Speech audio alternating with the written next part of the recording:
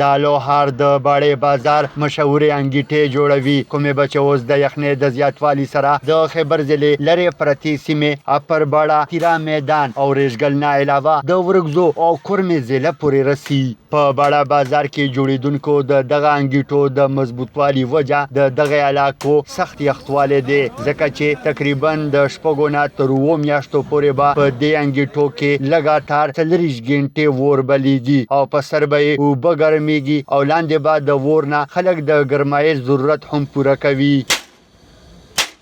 سکندر بنگش یخنۍ دپاره خلکو دپاره بخارۍ د پخلي د اوبو د هر یو شي سیستم موږ سره انشاءالله موجود دی. یاره چې مختلف ریټونه دي کې تقریبا 500 نه والا تقریبا 10,000 15,000 پورې هم دانې پکې وي. دې کې بیا مختلف وي، د اډرونو والا دانې وي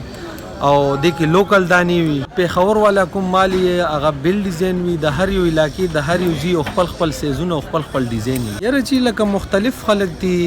100 اوبو والا غټې خوښوي، 100 وړې خوښوي، خو چې هر قسم مال پکې خوښوي، هر سړی په خپل شوق باندې دانې وړي. زه خو ګلوالي خان نام میگم، در دکانم ده انگیٹو والا بڑے خاله سه عجیبا ونده خپلی ونده خالتی و بشاین خسته مولای و انگیټې چې کومي د ټولم باز داسې مضبوطه انگیټې، مطلب دا چې شای خسته مولای د غلوکه والا خال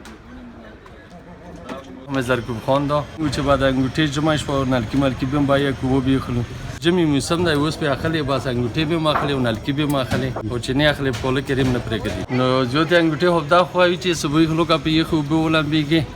سوډوي.